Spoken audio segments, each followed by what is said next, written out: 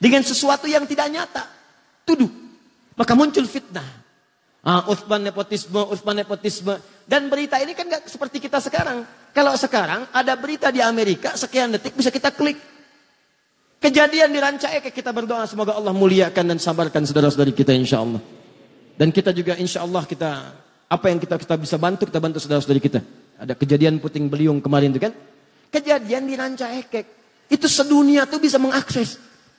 Tsunami-nya di Banten. Yang bela sungkawanya banyak. Kirimkan duka cita. Dari Turki, dari sini. Langsung nampak. Di zaman Utsman, telepon belum ada. Email nggak nampak. WhatsApp belum kepikiran. BBM tuh belum dikreasikan. Nggak ada. Jangankan zaman Utsman. Ya, 80 tahun ke belakang, 50 tahun ke belakang, 30 tahun ke belakang, 20 tahun ke belakang. Orang haji aja kan belum menemukan pesawat seperti sekarang. Berangkatnya pakai kapal laut. Kalau ada kabar dari Mekah nyampainya 6 bulan kemudian. Itu baru 20 tahun kemudian. Kalau orang berangkat haji pakai kapal, dilepas, nunggu gak datang-datang. Udah pada lupa baru datang. 6 bulan setelahnya. Nah, kebayang bagaimana zaman Utsman. Utsman tidak tahu apa yang terjadi di Mesir nih, jaraknya terlampau jauh. Ternyata sudah bergerilya. Gerilya itu ke orang-orang yang mudah kemudian diprovokasi. Ke kalangan bawah, disebarkan isu. Yang kedua, ini yang mau saya katakan. Dan ini nanti nyampe ke kehidupan kita sekarang. Kata Abdullah bin Sabah itu, dia membentuk kelompok-kelompok pengikut-pengikut. Dia katakan, sebetulnya yang paling layak untuk dapat kursi khalifah itu bukan Utsman, tapi Ali. Tahan. Sebetulnya yang paling layak itu bukan Utsman tapi Ali. Coba lihat. Nabi Isa saja. Nabi Isa dikatakan naik ke langit, wafat akan turun. Apalagi Nabi Muhammad. Nabi Muhammad kan yang paling mulia. Tentu sebelum Nabi Muhammad dibangkitkan sebagai orang pertama, akan mengutus nanti generasi-generasi penerusnya. Sebagai wakil dari ajaran-ajaran Nabi. Itu yang akan membimbing. Maka dihembuskanlah. Siapa coba menurut Anda yang paling dekat hubungannya dengan Nabi? Maka dilihat. Ini kan yang paling pertama masuk Islam dari kalangan pemuda yang paling baik. Ali. Ali itu termasuk keluarga juga. Bahkan anak dari pamannya. Bahkan menantu Nabi juga. Anaknya jenius. Pemuda yang paling hebat. Teman-teman sekalian. Itu orang daerah, orang kampung. Yang tidak tahu info.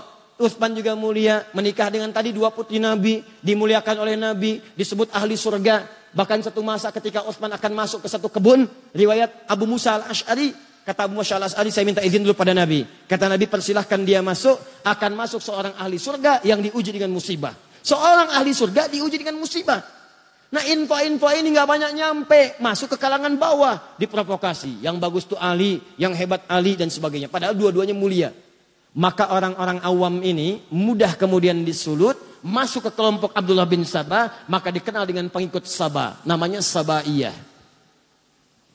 Abdullah bin Sabah dikenal dengan Sabaiyah. Saya agak cepat sedikit ya, mohon maaf karena waktu kita itu sangat singkat. Tahan. Maka terkumpul di wilayah Mesir. Dia coba infiltrasi wilayah Madinah. Begitu masuk, mental. Jadi karena orang tahu Utsman tinggal di Madinah, tahu kebiasaan Utsman. Jadi begitu akan menyoal Utsman, sebetulnya Utsman begini ya, jangan bicara tentang Utsman. Utsman lebih baik dari apa yang Anda katakan. Utsman kok nempatkan saudaranya di situ?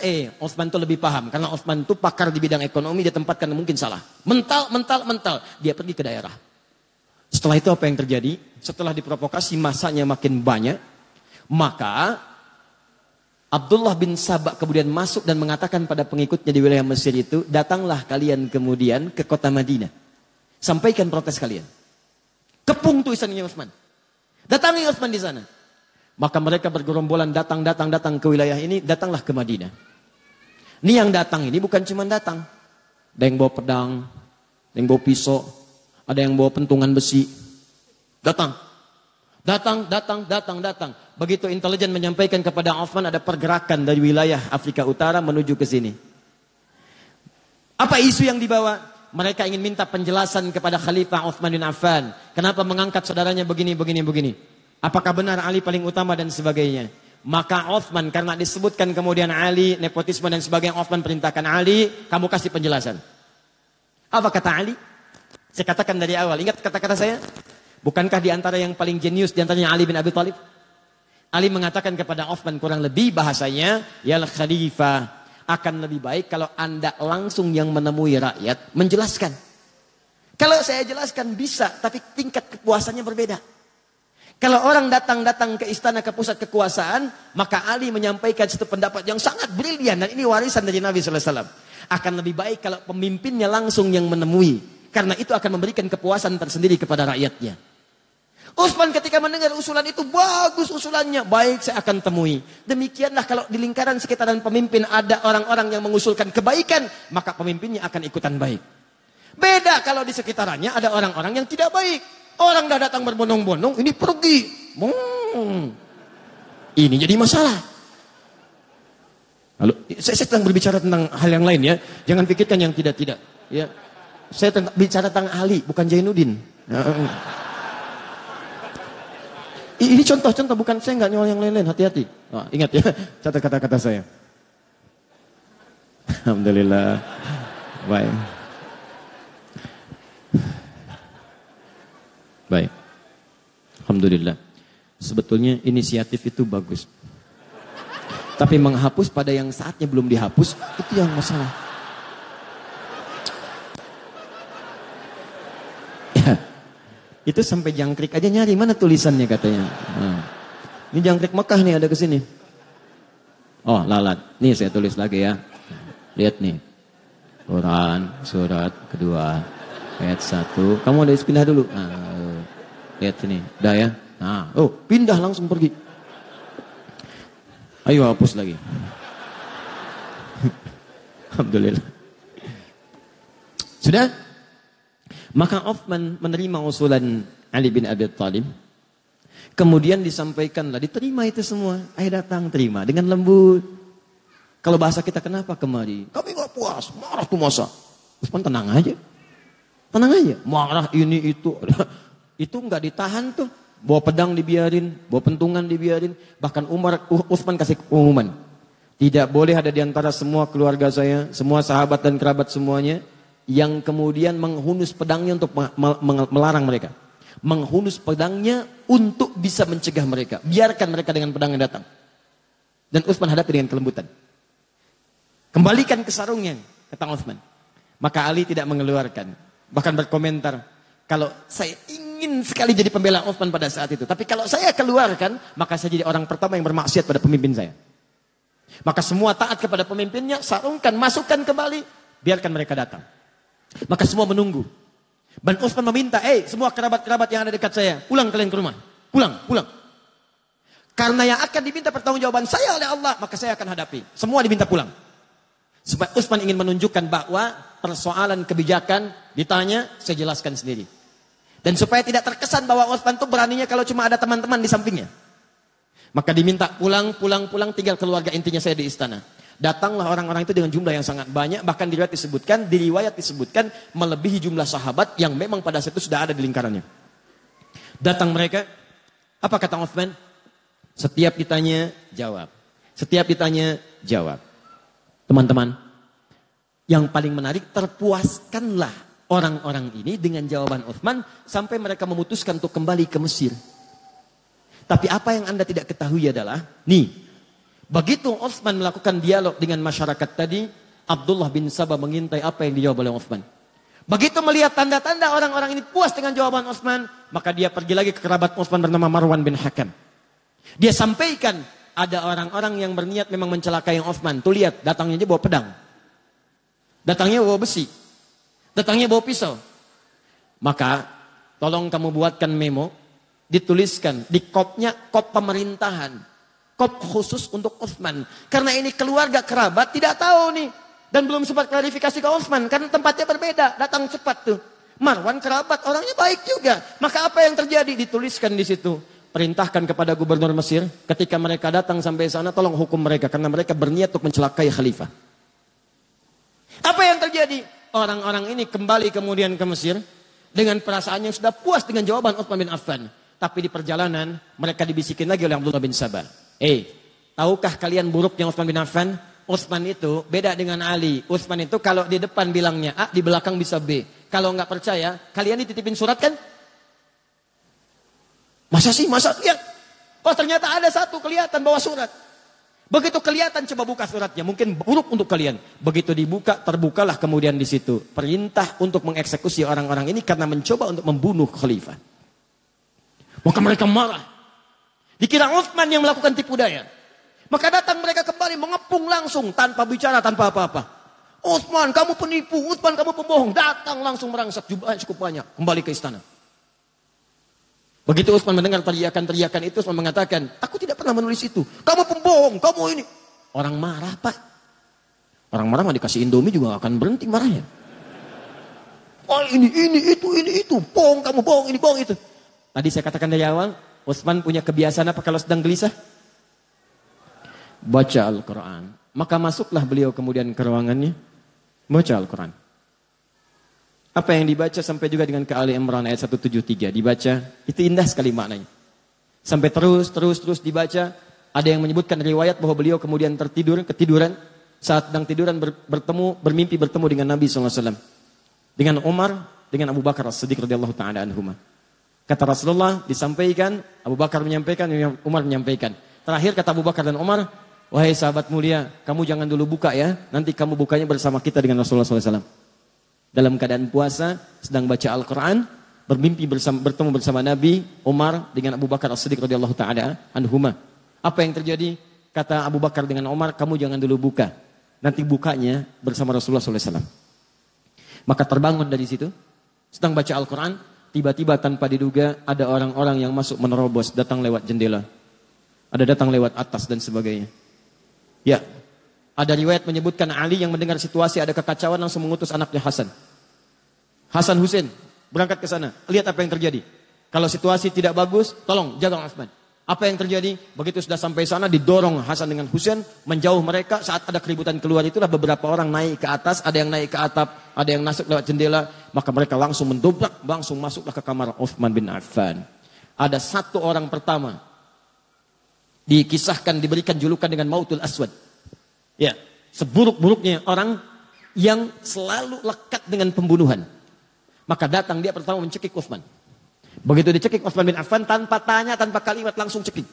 Begitu dicekik pingsan Utsmannya, jatuh dikira sudah meninggal. Begitu kemudian ada gerakan lagi, datang lagi satu orang.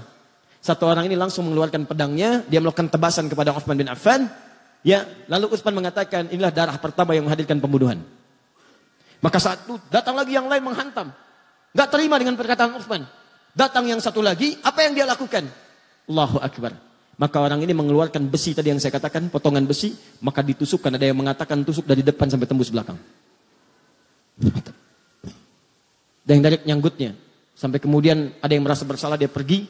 Ada satu lagi setelah dalam keadaan sekarat demikian, dihalangi oleh salah satu saudari pada saat itu. Kemudian dilewati juga, ada yang lompat langsung ke dadanya Utsman bin Affan. Dalam keadaan sekarat yang parah, tertembus kemudian besi itulah. Satu orang kemudian mengakhiri, ya, ajalnya Utsman bin Affan, tiba ajalnya dengan izin Allah, tapi caranya persis seperti apa yang disampaikan oleh Nabi sallallahu alaihi wasallam. Seorang yang syahid ditimpa musibah, maka naiklah orang ini menghunjam dengan kakinya dadanya Utsman bin Affan. Diinjak langsung. Begitu diinjak, terhembuslah kemudian nafas yang terakhir dari sahabat Utsman bin Affan. Setelah mendengar Utsman itu meninggal dunia, kabur orang-orang ini menyebar. Masanya makin ricuh, terjadi kericuhan di Madinah sampai dengan 4 hari.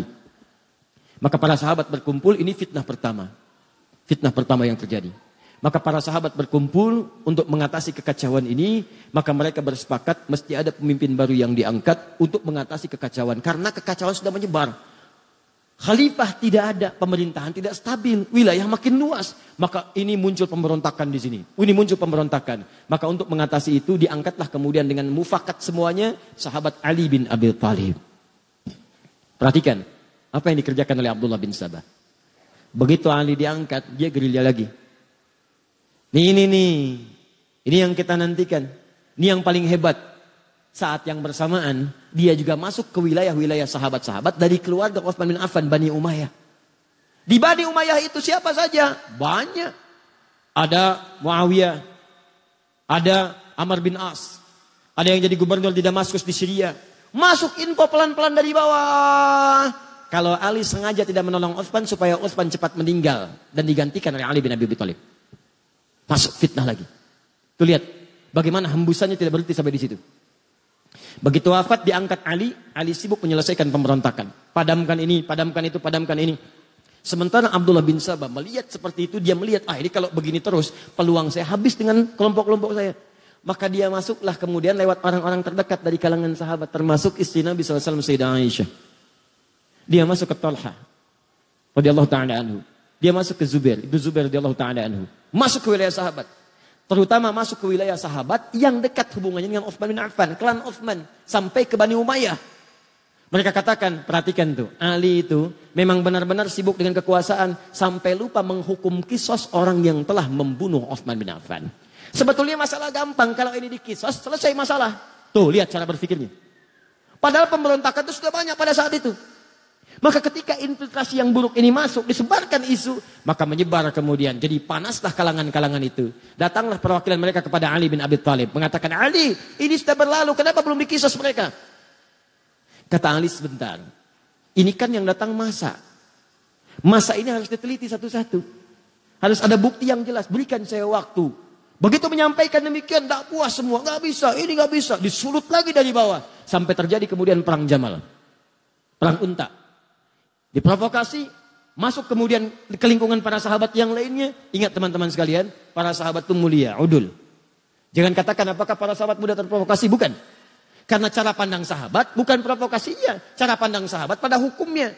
Sebagian mengatakan kalau salah, ketahuan harus segera dihukum. Mereka tahu yang salah si fulan, tapi Ali berpendapat buktinya perlu jelas dulu. Kan sekarang juga dua alat bukti yang jelas, demikian kan? Sahabat tahu ini pelaku si fulan.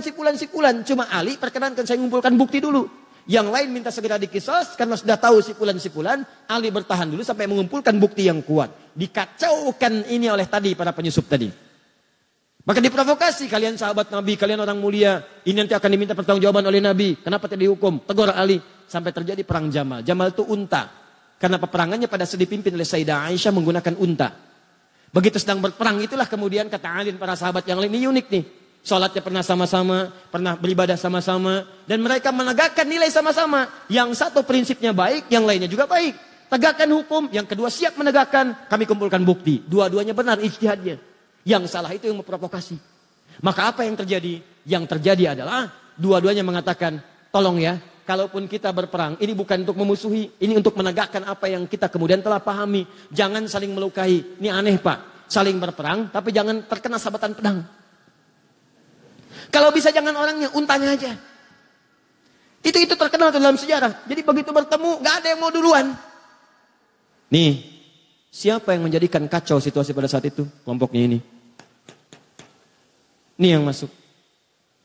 Dia yang masuk eksekusi duluan beberapa sahabat. Sehingga Talha syahid.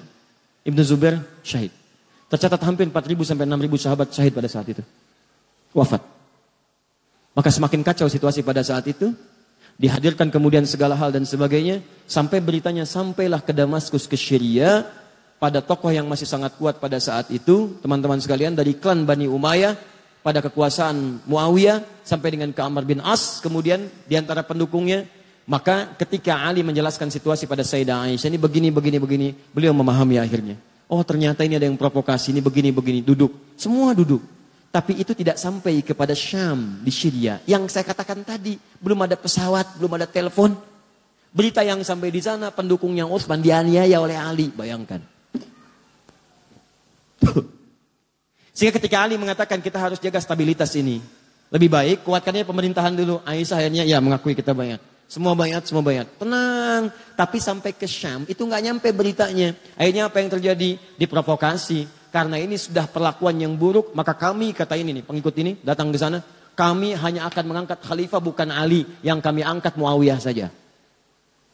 Maka diangkatlah kemudian khalifah di sana sampai mendeklarasikan sebagai khalifah baru. Anda bayangkan tuh, fitnahnya luar biasa. Maka apa yang terjadi? Sudah nggak sempat, konon ada yang menyebutkan Muawiyah kirim utusan untuk klarifikasi, tapi di tengah jalan kemudian dieksekusi. Begitu dieksekusi oleh kelompok dari sini, sempalan sini, nyampe berita ke sana, Ali yang eksekusi. Semakin kuat kemudian rasa bencinya, marahnya, diprovokasi demikian, maka menyiapkan pasukan. Disampaikan juga kepada Ali, Muawiyah sudah menyiapkan pasukan, tidak mengakui kekhalifahan. Maka secara singkat disampaikan, Ali pun mesti siapkan pasukan. Maka dua-duanya menyiapkan pasukan, dikenal dengan perang Siffin itu. Maka apa yang terjadi? Ali mengatakan, ini karena sudah makar terhadap negara, kita harus bereskan, tapi dengan cara yang mulia. Sama kayak tadi tuh, pelan-pelan, karena sama muslim. Gak ada yang mau nyakiti, gak ada yang mau macam-macam. Ini masuk lagi nih. Yang ini nih, aduh. Nanti saya tunjukkan kepada Anda, ini cuma contoh orang, tapi pemikirannya diwariskan. Dalam setiap hal-hal yang terjadi semacam ini, Anda akan temukan provokator-provokator bertebaran. Termasuk sekarang semakin bertambah eranya, tapi ini gak akan berubah. Termasuk di YouTube juga banyak provokator nanti. Nanti akan temukan itu. Kembalikan ke sini. Jadi begitu sudah masuk, singkatnya bertemu, lebih besar pasukan dari sebelumnya, terjadi peperangan itu sampai pasukan Muawiyah terdesak. Ya, apa yang terjadi pada saat terdesak? Muawiyah, saya katakan di belakang kan ada Amr bin As yang seterusnya, itu jenius. Kata mereka, sudah, kita kalau teruskan akan kalah nih. Dan makin banyak korban. Gini aja, supaya duduk sama-sama diskusi, duduk dengan baik, maka kita lakukan tahkim. Tahkim itu tombak Al-Quran. Ya, kemudian bukan ditombak untuk menunjukkan sesuatu yang kotor, bukan. Maksudnya untuk berhukum dengan hukum kitabullah. Kenapa menggunakan tombak? Karena mudah diangkat begini. Kalau ngangkat orang kan belum ketahuan apa maksudnya. Begitu dipanah dari belakang meninggal repot lagi. Maka yang diangkat Al-Quran begini semua berbaris di belakang Muawiyah. Ketika berbaris diangkat kemudian mushaf. Saat diangkat itulah kemudian Ali mengatakan tidak itu siasat. Saya tahu itu siapa yang bikin. Karena Ali kenal Amr bin As. Tanya dulu mereka, kalau mereka ingin tahkim, mereka harus menyerah dulu. Mereka harus menyerah. Kalau sudah menyerah, baru tahkim. Karena situasinya sedang demikian kacau. Kalau tidak menyerah duduk sama-sama, maka mustahil bisa diskusi dengan baik. Ini Ali. Wah, ketika Ali perintahkan, terus dorong mereka sampai mereka menyerah. Maka yang satu golongan mengatakan, Ali kamu nggak benar nih. Dalam fikih perang, kalau sudah ada yang tahkim mengangkat Al-Quran, hukum dikembalikan kepada Allah. Nggak boleh kita serang. Maka orang-orang ini langsung keluar dari barisan Ali. Keluar dalam bahasa Arab disebut dengan kharaja. Orangnya kharijun. Kalau keluar karena tidak sepakat dan keras sifatnya dan cenderung buruk keadaannya, maka dikenal dengan nama khawarij. Maka muncullah kemudian orang-orang golongan ekstrim baru. Dia mengatakan, lihat nih, Ali menyimpang. Kafir nih Ali. Kafir. Anda bayangkan tuh. Siapa mereka dibanding Ali? Ali itu menantu Nabi. Jaminan surga. Pemuda paling hebat, paling setia. Nyawanya dikorbankan bahkan untuk risalah Islam. Bahkan untuk Nabi. Dalam peristiwa Isra Mi'raj. Itu cuma ada 3 orang di rumah itu. Begitu akan berangkat kata Nabi. Ali, kamu tidur di tempat tidur saya ya. Saya dengan Abu Bakar akan hijrah. Kamu yang gantikan di sini. Itu tahu tempat tidur Nabi itu. Itu yang jadi tujuan. 100 orang pemuda pasukan khusus sudah ngintai, taruhannya nyawa. Ali masih muda, Abu Bakar sudah sepuh. Dengan Nabi mau berangkat. Apa kalimat Ali? Bala ya Rasulullah, siap. Siap dengan nyawanya. Tidak pernah tertuliskan di buku sejarah manapun Ali protes. Misal ada kata-kata, ya Rasulullah jangan saya, Abu Bakar aja yang tuaan dikit. Misalnya, enggak tuh. Ali, Abu Bakar begitu mulia. Teman Nabi, mertua Nabi, sahabat Nabi, hidup dengan Nabi, sehijrah dengan Nabi, wafat dikubur di samping Nabi, mulia. Hati-hati karena nanti setelah ini akan ada yang mengadu domba dengan semuanya. Perhatikan baik-baik. Wah, Ali begini, Ali begitu, kafir. Ini orang luar biasa nih. Baru belajar 1-2 hari udah nyebut Ali kafir. Kafir, kita keluar dari Ali. Orang-orang ini lagi ke sini nih asalnya. Provokasi, Ali kafir nih, Ali nggak benar. Melanggar ketentuan Allah, kafir Ali. Maka keluar dia. Mereka ini termasuk menyalahkan Muawiyah karena berontak kepada Ali. Termasuk menyalahkan Ali karena tidak menyelesaikan itu dengan tahkim. Maka mereka memandang Muawiyah itu kafir, Ali kafir. Kanan kiri kafir. Ini kafir, ini kafir. Hukumnya wajib dibunuh. Ini yang kelak kemudian hari mengincar dan mengintai Muawiyah, Amr bin As, dan Ali bin Abi Thalib. Kubu sana, nih orangnya, Muawiyah, Amr bin As. Ini tokohnya nih, gara-gara dia nih berontak nih. Sini lagi, ini Ali nih, gak mau bertahan dengan hukum Allah. Bunuh, habisi semua. Maka mereka kembali disiapkanlah kemudian eksekutor. Dilihat di mana Muawiyah, di mana Amr bin As, di mana Ali. Maka disiap-siapkan pada satu subuh, direncanakan pembunuhan. Cuma takdir berkata lain. Ali datang ke masjid untuk menunaikan sholat. Muawiyah konon diriwayatkan sedang sakit tidak bisa berangkat. Amr bin As bisa mengelak. Maka gagal pembunuhan kepada Muawiyah dan Amr bin As. Dan Ali kemudian wafat dalam tusukan-tusukan yang telah disiapkan oleh golongan-golongan ini. Kelak golongan ini bertransformasi, mewariskan pemikiran-pemikiran mereka, walaupun kelompok-kelompoknya itu tidak nampak ke permukaan. Sedikit tapi doktrin dia begitu jahat. Pokoknya kalau beda dengan mereka, kafir. Nih. Dan hukumnya bunuh, eksekusi, bom, apapun itu. Mau bom panci, bom kulkas, bom ini, bom itu, pokoknya harus mati. Terus sekarang tuh, makanya hati-hati ya. Saya ingatkan hati-hati nih. Ini yang saya katakan. Kita masuk kepada intinya. Ini termasuk tantangan dakwah di masa kini. Kalau Anda ikut pengajian, ikut taklim, dikit-dikit orang lain kafir. Dikit-dikit orang lain kafir. Wajib hukumnya dibunuh. Orang tua sendiri kafir. Wajib hukumnya disembelih. Tolong mikir dulu. Pikirkan dulu. Itu orang tua melahirkan antum. Mohon maaf ya, mohon maaf. Quran aja mengatakan, ini Al-Quran loh. Quran surah 31 ayat ke-15. Sekalipun antum ada yang masuk Islam, orang tuanya belum muslim. Antum duluan muslim misal. Itu tidak boleh Anda menyakiti orang tua dalam urusan dunia. Dalam urusan akhirat silahkan beda-beda. Kalau diajak boleh nolak. Tapi dalam urusan dunia jangan sekali-kali Anda menyakitinya. Apa kata Allah? "Fa-in jahadaka 'ala an tusyrika bi ma laysa laka bihi 'ilmun fala tuti'huma." Kalau ada orang tua masih non muslim mengajak kepada perbuatan syirik, ngajak kamu ibadah lagi seperti mereka, kamu tolaklah dengan cara yang lembut. Jangan ditaati. Lihat. Wasahibhuma fid dunya ma'rufa. Tapi selama kamu hidup di dunia, maka perlakukan mereka dengan perlakuan yang indah. Kalau punya gaji lebih, berikan hadiah. Kalau punya makanan, bagi. Kalau punya rezeki melimpah, bagi. Dan saat itulah doakan kepada Allah supaya mereka mendapat hidayah. Tiba-tiba datang golongan ini mengatakan, kamu muslim ya? Muslim. Orang tua kamu kafir tuh, bunuh. Ini yang bahaya. Halal darahnya, tumpahkan darahnya. Ada orang pengen minta pendapat ke pemimpin, datang ke istana. Tumpahkan darahnya. Ada siapa? Akhirnya kayak gini nih, tembak, bom, ini, semua. Datang kemudian, ke Jalan Tamrin, bawa mobil, dar meledak. Itu yang dibom siapa? Yang meninggal siapa? Dan semua bertentangan dengan hukum Al-Quran. Katanya Anda berpedoman pada Quran. Kata Quran, buka kembali ayatnya teman-teman sekalian. Lihat lagi ayatnya. Siapa yang sengaja merencanakan pembunuhan. Wa may yaqtul mu'minan muta'ammida fajaza'uhu jahannam. An-Nisa ayat 91 sampai 92 itu.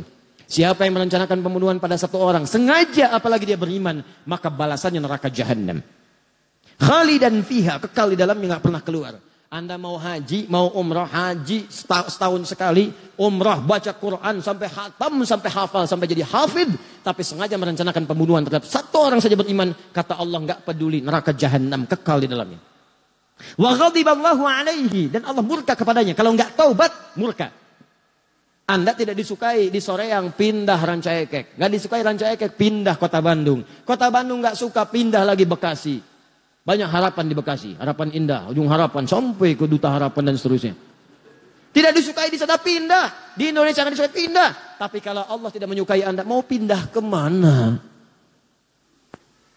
Wala'anahu, dilaknat dia, wa'adalahu 'adzaban 'azima, dan dijanjikan siksa berkali lipat. Pertanyaan saya, orang beriman yang mana yang mau punya cita-cita masuk neraka jahanam? Makanya tolong dipikir dulu. Kalau ada yang ngajak-ngajak bom ini, bom itu, masuk markas polisi, bom, bu. Itu di sana banyak orang-orang beriman, masuknya musola juga. Masuknya masjid juga. Ini masjid diror. Masjid diror dari mana? Apa kriterianya? Lihat dulu. Bahaya orang kayak gitu. Itu waktu kejadian bom Jalan Tamrin itu. Duar. Saya di Lampung langsung ditanya, Ustadz, apakah bom di Jalan Tamrin termasuk jihad fisabilillah? Saya bilang, Pak, sependek pengetahuan saya, jihad fisabilillah itu jihad di jalan Allah, bukan di Jalan Tamrin. Kaidahnya lain, Pak. Paham ya? Kemudian ketika mereka keluar dari barisan Ali itu disebut dengan Khawarij dan melahirkan paham tadi. Jadi hati-hatinya kalau pengajian itu ada yang begitu. Ya, ini hati-hati nih, tembak, bom, bunuh ini tanpa alasan, maka itu yang bahaya. Dan itu sekarang diciptakan. Tahu orang-orang tahu.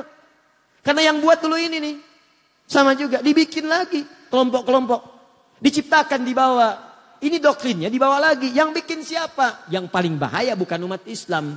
Dibawa oleh orang-orang punya kepentingan. Untuk mencitrakan Islam itu buruk. Diciptakan golongan semacam ini. Dikirim kemudian. Kirim ke Syria. Kirim ke ini. Kirim ke itu. Muncullah kemudian orang-orang ekstrim. Tembak. Bom. Ini hancurkan. Makam dihancurkan. Ini dihancurkan.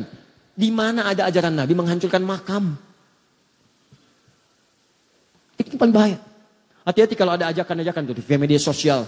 Datang ke Syria, datang ke ini, datang ke itu. Tapi yang Anda lihat itu seperti ini nih. Ciri-cirinya begini.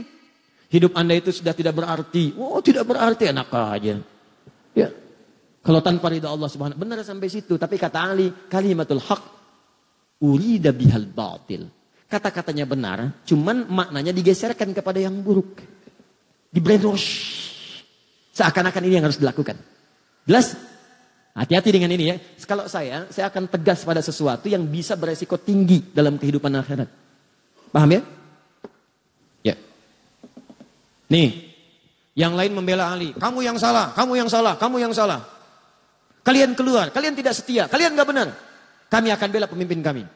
Pembelaan yang kuat dari satu kelompok, kuat sekali. Itu dalam bahasa Arabnya, setia.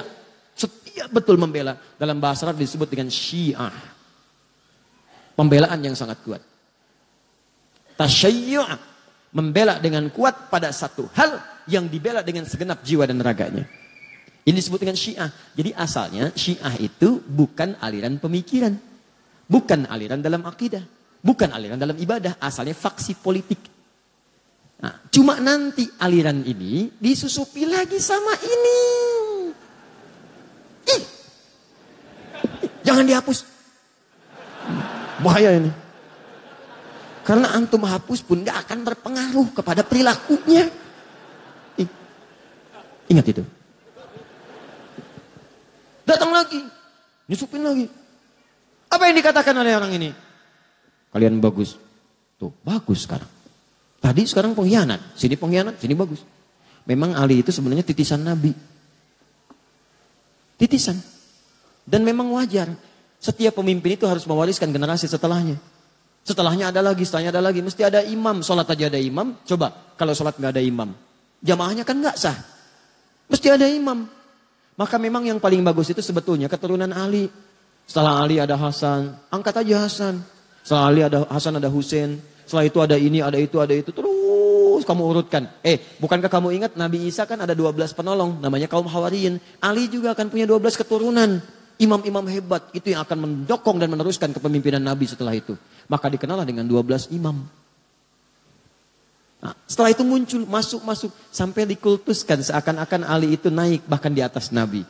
Bahkan ada salah satunya nanti pecah sektenya. Bahkan ada klaim mengatakan sebetulnya malaikat Jibril itu salah ngirim wahyu. Harusnya ke Ali. Nah, ini nih. Di mana cara berpikirnya? Sampai mengkultuskan tingkat sampai ke situ. Akhirnya termakanlah kemudian sebagian ini. Terutama setelah Ali memindahkan wilayah kekuasaannya ke Kufah. Ke Kufah, itu kan Kufah wilayah Persia, Irak. Disusupin lagi, gampang disusupin tuh. Padahal orang-orang itu mengatakan setia, siap ini, datang lagi ini, masuk lagi, gini, sampai kultuskan Ali. Sampai apa yang terjadi? Mereka sendiri yang mengkhianati Ali. Mereka sendiri yang kutus orang untuk bunuh Ali. Mereka sendiri nanti yang akan melakukan hal yang sama kepada Al-Husain. Itu wafat di Karbala dan sebagainya. Apa yang terjadi? Begitu paham-paham ini disusupkan ke sini, saya agak cepat saja. Susupkan ke sini, ini bertransformasi dari aliran politik, faksi politik dalam hal pemerintahan. Maka ketika disusupi nilai-nilai kemudian dengan nilai akidah, dengan nilai ibadah, dengan nilai akhlak. Akhlaknya digariskan pada kesetiaan kepada ini. Ali termasuk Ali bait, Ali termasuk ini, termasuk itu dan sebagainya. Kita sepakat Ali mulia. Ali mulia. Kata sahabat Nabi, menantu Nabi, keluar kita muliakan. Dan kita pun sepakat Abu Bakar mulia. Umar mulia, Utsman mulia. Jelas ya? Fair kan? Objektif kan? Objektif. Kita tidak ingin bermusuhan, kita gali sejarahnya, kita lihat. Kalau Abu Bakar tidak mulia, bagaimana mungkin jadi pendamping Nabi? Kalau Umar tidak mulia, bagaimana mungkin dipilih oleh Nabi sebagai orang yang pemberani? Membela Nabi. Kalau Utsman tidak mulia, bagaimana disebut dengan ahli surga? Tiba-tiba orang ini datang mengatakan, Abu Bakar, Umar dengan Utsman merampas hak Khalifah Ali. Dirampas oleh mereka. Hafsah itu begini, Aisyah sampai tuduhan yang sangat buruk kepada Aisyah. Buruk sekali. Disebut perempuan yang saya nggak bisa ungkapkan lah. Nggak nyaman gitu. Anda bayangkan ya, Anda kenal Abu Jahal? Udah ngapus yang salah. Kenal Abu Jahal. Luar biasa. Cuma di sore yang tapi nggak apa-apa mas. Di Palembang ada yang kenal Fir'aun. Jadi, sampai mana tadi? Nah, perampas. Aisyah dituduh.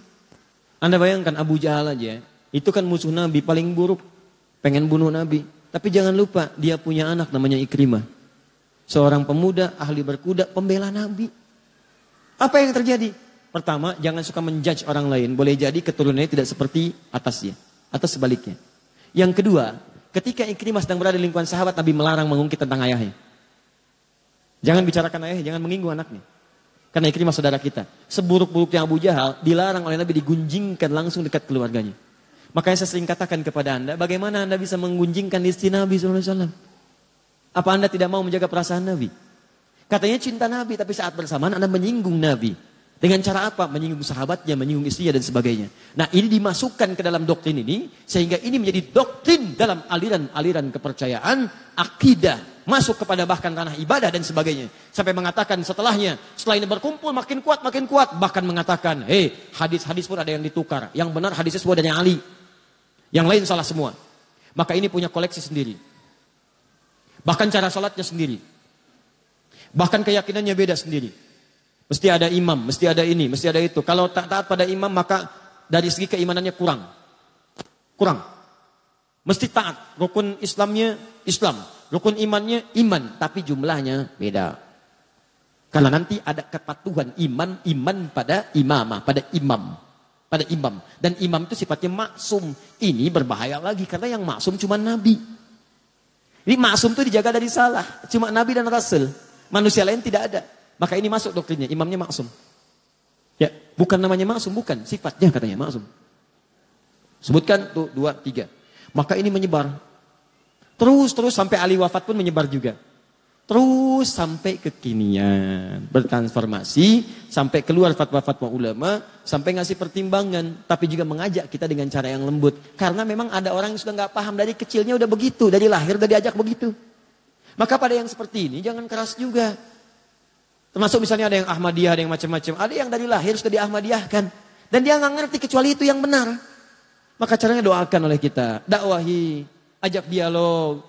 Ya kalau berbuat kasar, maka hukum berlaku di situ. Ya ada perlindungan kebaikan. Tapi kalau tidak, dakwahi dengan cara yang benar. Makanya baca buku, baca sejarah. Kalau ada yang begini-begini kita bisa jawab. Yang benar itu sebetulnya Ali. Betul Ali itu benar. Abu Bakar pun benar. Tapi Ali merampas loh. Betul. Merampas dari siapa? Merampas dari orang yang salah. Yang salah siapa tuh? Pemberontak Utsman. Kok kamu jawab begitu? Nih referensinya. Ini karangan ini. Sudah selesai. Beres. Jelas. Maka keluarlah fatwa sampai dengan Syekh Muhammad Hashim bin Asy'ari. Pendiri Jam'iyah Nahdlatul Ulama. 31 Januari tahun 1926. Beliau menulis satu kitab di antara 19 kitab. Namanya Risalah Ahlus Sunnah wal Jamaah. Di halaman ke-10 beliau menyebutkan tentang ini. Ya. Kata beliau di halaman 9-nya, Faslun fi dhuhuril bid'ah fi ardi Jawa. Pasal tentang awal munculnya bid'ah di tanah Jawa. Bid'ah di sini bukan fikih, bid'ah tentang akidah. Firqah namanya. Kalau fikih madhab, kalau akidah firqah. Akidah itu udah ke aspek keyakinan. Kalau fikih tata cara ibadah. Maka kata beliau, sejak tahun 1330 Hijrah, sebelum itu semuanya udah jelas. Madhabnya Ahlus Sunnah wal Jamaah. Wilayah Jawa itu madhabnya Imam Asy-Syafi'i. Sebutkan semuanya. Sampai tiba-tiba muncullah kemudian entah datangnya dari mana. Aliran-aliran yang menyimpang. Siapa di antara mereka? Halaman 10 paling bawah lihat. Baris 1 sampai dengan 3. Wa minhum rafidhiyuna. Di antara mereka yang menyimpang itu yang masuk ke tanah Jawa. Itu awal masuknya 1330 Hijrah. Sekarang 1440 Hijrah. Berarti berapa tahun yang lalu? 110 tahun. Di 110 tahun yang lalu. Kalau sekarang 2019, berapa tahun yang lalu?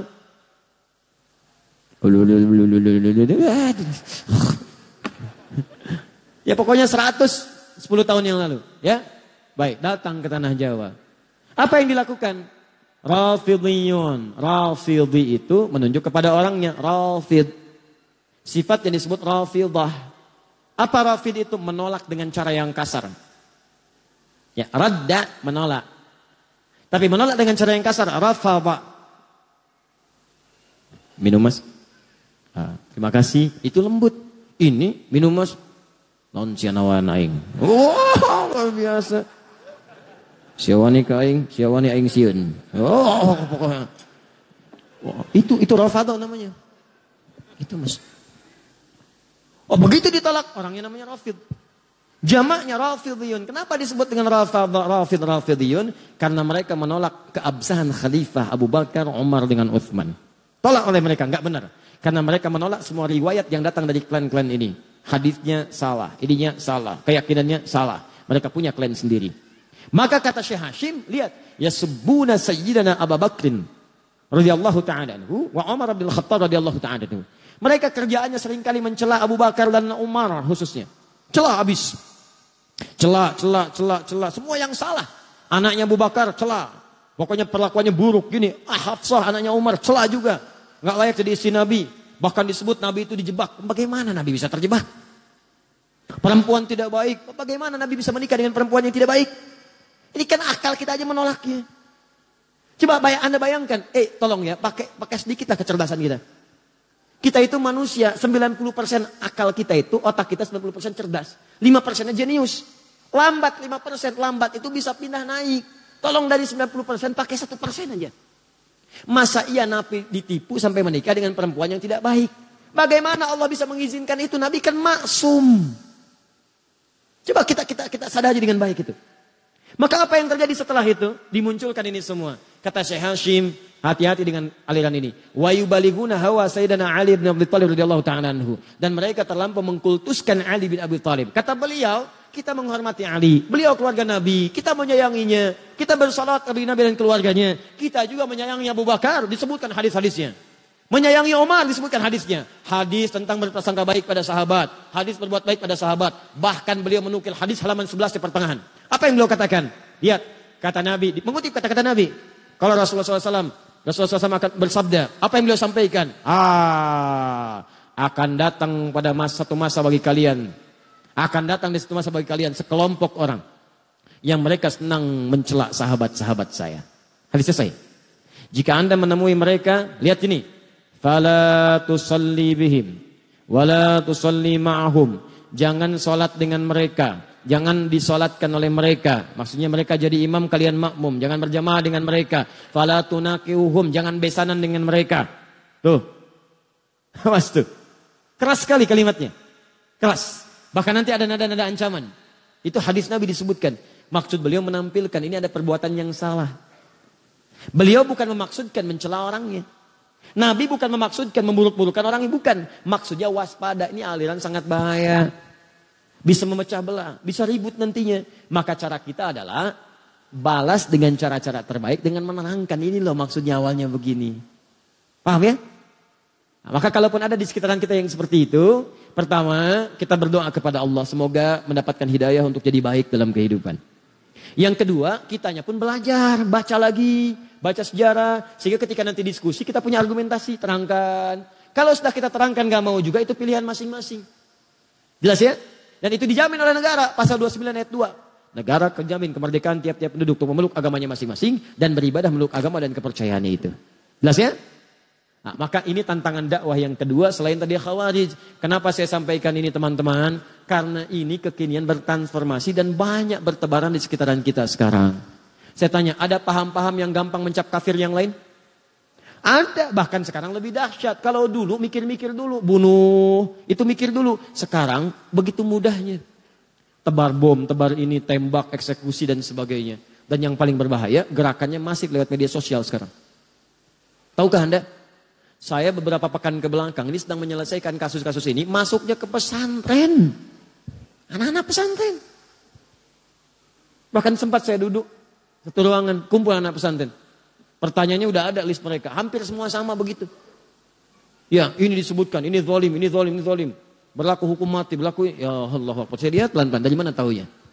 Dari Quran sini, Quran surat berapa? Ayat berapa? Nah, ayatnya sebelum itu apa? Ayat setelah itu apa? Riwayat dari siapa? Saya tuliskan. Kamu ini hafal Quran juga tidak. Bacakan gak mampu. Bisa menyimpulkan hukum, tahu dari mana? Saya terangkan nih, Qurannya nih. Ini ayatnya begini. Buka mushafnya, lihat mushafnya, halaman sekian, paling kanan sebelah bawah, lihat ini nih. Sebelumnya ini, kaitannya dengan ayat yang ini, kaitan sebelumnya ayat yang ini. Untuk menafsirkan ada namanya siyak, ada lihak, ada sibak. Ustaz apa itu lihak? Lihak itu bukan saudara kamu, lihak itu ini nih. Siak itu ini. Terangkan. Setelah itu baru, bukan salah itu. Perbaiki begini. Pelan-pelan berubah. Paham ya? Baik. Sama juga teman-teman sekalian dengan yang kedua ini juga waspada. Ini tidak disukai. Dan yang paling bahaya dari semua itu adalah awal mulanya muncul dari provokasi. Provokator itu termasuk kalangan orang-orang munafik itu yang langsung diisyaratkan oleh Al-Quran. Yang paling dahsyat tidak disebutkan nama-namanya. Dalam kaidah tafsir disebutkan kalau ada informasi tidak disebutkan nama, tokoh, tempat dan kejadiannya, ini menunjukkan kejadian itu akan berlangsung kembali di masa depan dengan tokoh-tokoh yang berbeda. Tantangan dakwah sekarang bukan muncul pada kelompok-kelompok ini semata, nama-nama dan sebagainya. Karena kita sudah paham dari sejarah. Yang paling bahaya itu adalah provokasi yang menyebar ke lingkungan dakwah. Dulu Ali disampaikan provokasi, diadu dengan Utsman. Diadu dengan Sayyidah Aisyah. Diadu dengan Tolha. Mereka ulama, paham fikih. Sekarang ulama juga diadu. Ustadz diadu. Masuk ke YouTube. Ustadz Adi diadu dengan ustadz lain. Potong videonya. Hajar 1, 2, 3. Dimunculin tuh. Itu juga sama. Provokator. Itu keturunannya ini nih yang tadi yang gak dihapus nih. Sama. Akhirnya muncul tahdzir episode 1, episode 2. Sering katakan, gak ada kerjaan. Kalau Anda mau cari kesalahan orang akan selalu ditemukan. Karena saya manusia, antum mau cari sampai kapanpun akan ketemu. Antum yang buang-buang energi. Saya emang gak dirugikan. Saya mah apa tuh? Ya. Coba cek, antum buruk-burukan saya. Pahala antum pindah ke saya. Dosa saya diambil antum. Apa ruginya saya? Karena itu saya sering katakan gak ada kerjaan. Dan saya nggak pernah marah, silakan saya nggak akan marah. Saya malah mendoakan antum supaya tobat. Dan kalau saya nggak marah, antum juga jangan ikutan marah. Kan aneh ustadz yang nggak marah, jamaahnya marah. Jelas ya? Maka ini teman-teman sekalian kejadian seperti ini mudah diadu-adu. Kenapa nggak saling duduk? Yang paling bahaya tadi tuh sifat-sifat Abdullah bin Sabah tadi. Masuk ke sini, anggap kamu yang paling benar. Masuk ke sini, anggap kamu yang paling benar. Sekarang kenyataan. Ikut pengajian, masuk ini yang paling benar. Yang lain salah semua. Ada nggak sekarang? Ada. Masuk ke sini, jangan ngaji dengan yang itu. Masuk ke sini, jangan begini. Itu salah semua, itu bid'ah. Mau kaji kemana? Ustadz Adi. Oh Ustadz bid'ah ya? Bukan Ustadz Adi. Tuh. Nah ini kan jadi persoalan. Itu kalau ada yang demikian-demikian, itu artinya mengakomodir kepentingan-kepentingan buruk di masa lalu. Yang paling aneh adalah Anda menjelek-jelekan Syiah. Anda menyalahkan Syiah dan benar salahnya. Tapi saat bersamaan Anda juga menerima provokasi di masa lalu. Itu kan aneh. Kenapa tidak saling duduk sama-sama duduk? Apa masalahnya? Kunut itu bid'ah. Baik. Pendapat Anda, kunut itu bid'ah. Yang ini, kunut itu boleh. Yuk kita temukan. Apa dalilnya yang bid'ah? Ini. Baik, yang ini juga punya dalil. Ini dalilnya kuat. Ini juga kuat. Yuk kita buka kaidah fikihnya. Kalau sama-sama ada dalil, ini sama, telusuri. Kenapa yang ini tidak kunut asal mulanya apa? Oh ini penyebabnya. Kenapa yang ini kunut? Oh ini penyebabnya. Ternyata dua-duanya punya pandangan dalil-dalil yang sama. Cuma cara menyikapinya berbeda. Maka ini yang disebut dengan tanawu namanya. Silahkan kerjakan. Yang ini benar. Yang salah yang tidak salat subuh. Yang repot kan begini. Bid'ah. Pokoknya yang kunut semua bid'ah. Gak bisa. Bid'ah itu dolalah. Oh itu neraka. Benar. Apa Anda mau mengatakan Ibnu Umar ke neraka? Apa Anda mau mengatakan Al-Hasan ke neraka? Apa Anda mau mengatakan Imam Syafi'i ke neraka? Anda siapa Ferguson? Enak aja. Nah, lihat dulu. Ini kan agak aneh. Akhirnya apa yang terjadi? Masjidnya kosong. Kok bisa komplek di sini gara-gara paham tidak kunut? Masjidnya kunut. Keluar dari komplek semua subuhan. Pindah ke tempat lain. Siapa yang memakmurkan di sini? Kalau ada yang kotor di lantai, jangan ditinggalkan rumahnya, sapu kotorannya. Itu. Dan saling berkenalan, diskusi kan enak. Antum kan tidak akan dihisap dengan kesalahan orang lain. Tapi kalau antum tidak pernah mau duduk, diskusi, ngobrol, bicara, kan pilihan kan masing-masing. Jangan sampai perbedaan pendapat membuat Anda tidak bisa minum teh bersama, duduk bareng-bareng. Ngopi, bagi yang ngopi, duduk bicara, ta'aruf, kenalan dengan yang lainnya. Kan prinsipnya jelas, tak kenal maka tak. Bukan tak sayang ta'aruf, Bu. Ta'aruf, ibu kenal suami tetangga tidak harus sayang. Masa kenal suami tetangga, kenal dan langsung sayang? Tak kenal maka ta'aruf. Bisa aja. Udah? Jelas ya? Nah, saya tanya. Fitnah ini dahsyat tidak? Dahsyat. Pengaruhnya terasa sampai sekarang? Sesuatu yang dahsyat, terasa besar, sampai juga tantangannya terus, sampai kemana-mana akhirnya. Kemana-mana. Itu dalam bahasa Arab disebut dengan kubra namanya. Kubra. Maka muncul istilah fitnah kubra. Fitnah itu akhirnya menyebar kemana-mana, lewat persoalan yang berbeda-beda, akhirnya dengan tujuan yang sama, mengarahkan keburukan pada kehidupan berkeprimanusiaan.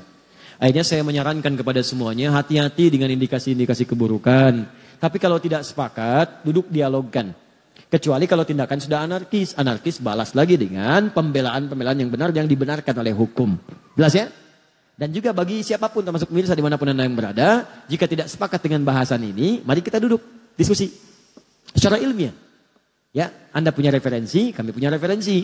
Kalau referensi kami salah, jangan pernah merasa ingin membela kesalahan. Akui, oh ini keliru, yang benar ini. Kalau Anda benar, maka kita ikuti. Kalau saya benar, Anda salah, saya tidak paksa Anda mengikuti saya. Fair kan? Objektif ya? Nah, itu baru kita nyaman dalam belajar. Maka itulah inti materi kita pada hari ini. Nanti ada yang lain lagi. Apa yang lain lagi? Dahsyat dan sekarang terjadi. Dan kreativitasnya tinggi sampai masuk ke televisi. Dan itu diungkap oleh Syekh Hashim dalam kitabnya Risalah Ahlussunnah wal Jamaah. Yang paling bahaya, itu bisa menggugurkan amalan-amalan Anda sebelumnya, bahkan bisa memasukkan Anda ke neraka. Dan dahsyat, itu terjadi kekinian. Apalagi sekarang musim-musim ini mau mendekat amalan ini bisa terjadi. Nah sekarang apakah amalan ini teman-teman sekalian? Itu yang akan kita bahas bulan depan nanti. Ya, sekalian saya bawa kitabnya sekalian saya tunjukkan. Ini. Wah pokoknya luar biasa lah Pak. Kalau dulu itu cuma sekedar datang. Kalau sekarang tampilannya lain. Pakaiannya kayak ustadz. Ininya begini. Bahkan ada di TV ada macam-macam. Anda mesti hati-hati. Karena itu bisa menjerumuskan. Kata beliau ini sangat bahaya. Bahkan ada yang bisa menjerumuskan ke neraka. Nah apa amalannya? Bulan depan. Ya. Sekira itu ya. Sudah jam 10. Kita istirahat dulu. Dan kita pahami dengan baik itu diamalkan. Insya Allah jam 12 saya ada di Al-Murabbi. Sekalian saya menulis buku baru. Itu dibahas nanti malam. Nanti malam di Istiqomah kalau saya tidak keliru. Itu bahagia dalam naungan Al-Quran dan Sunnah. Yang siang di Al-Murabbi kita akan bahas nih. Amalannya ringkas. Tapi pahalanya begitu melimpah. Kalau Anda kerjakan amalan itu. Dosa-dosa Anda seketika akan gugur dan pahala Anda naik. Kalau Anda meninggal pada saat itu. Insya Allah statusnya juga syahid. Apakah amalan itu? Nanti siang. Subhanakallahumma bihamdika asyhadu an la ilaha illa anta astaghfiruka wa atubu ilaik. Wa akhiru da'wana alhamdulillahi rabbil alamin. La'afu minkum. Sebelum saya tutup dengan salam, saya ingin mengajak pada kita semua. Pertama, ini kita sedang banyak diuji ya. Ya ada juga ustadz-ustadz kita yang diuji dengan penyakit, Ustadz Arifin ya, Ustadz Bernard, ustadz yang lainnya juga mungkin yang tidak saya ketahui. Ada juga mungkin teman-teman dari yang lain yang tidak hadir juga diuji. Ini juga ada yang satu orang tuanya sakit, ada yang kanker serviks, ada yang diuji di lingkungan. Kita sama-sama berdoa kepada Allah Subhanahu wa taala, semoga Allah angkat penyakitnya, Allah berikan kesembuhan segera dan Allah muliakan kita semua insyaallah. Allahumma taqabbal minna innaka antas samiul alim wa tub alaina innaka antat tawwabur rahim. Allahumma rabbana ya Allah ya arhamar rahimin salli ala habibikal karim rasulikal mustafa amin sayyidina Muhammadin wa ala alihi wa sahbihi ummati ila yaumiddin. Allahumma rabbana la tada' lana fi maqamina hadha wa fi kulli maqamin dhanban illa ghafartah wa la hamman illa farajtah. Ya Allah, jika ada di tempat ini atau kerabatnya, ya Allah yang datang membawa lumuran dosa, jangan biarkan meninggalkan tempat ini kecuali Engkau telah ampuni segala dosa-dosanya. Kalau ada yang hadir di sini membawa kegelisahan, jangan biarkan dia meninggalkan tempat ini kecuali Engkau telah tenangkan keadaan hatinya. Allahumma wala maridan illa syafaitah. Ya Allah, jika ada di tempat ini atau kerabatnya, keluarganya, teman-teman kami, sahabat kami tengah Engkau uji dengan penyakit seberat apapun, maka mohon angkat dan sembuhkan segala penyakitnya. Allahumma ya Allah ya Rabbal Alamin wala asiran illa yassartah. Jika ada yang hadir di majlis ini membawa kesulitan di rumah tangganya, ya Allah, apapun di pekerjaannya atau kehidupan sosialnya, maka mohon dengan keikhlasan amalannya, ya Allah, ringankan segala kesulitannya dan hilangkan segala kesulitannya. Allahumma taqabbal minna innaka antas samiul alim wa tub alaina innaka at-tawwabur rahim. Allahumma ikfina ya Allah bi halalika wa haramik, ikfina ya Allah bi ta'atika wa ma'siyatik, ikfina ya Allah bi fadlika amman siwak. Ya Allah, mohon cukupkan kami dengan yang halal daripada yang haram. Cukupkan kami agar bisa berbuat taat dan menjauhi maksiat, dan cukupkan kami mengharap keutamaan darimu saja daripada yang lainnya. Allahumma rabbana atina fid dunya hasanah fil akhirati hasanatan wa qina adzabannar. Bifadlika subhana rabbika rabbil izzati amma yasifun wa salamun alal mursalin. Subhanakallahumma bihamdika asyhadu an la ilaha illa anta astaghfiruka wa atubu ilaik. Wa akhiru da'wana alhamdulillahi rabbil alamin. Assalamualaikum warahmatullahi wabarakatuh.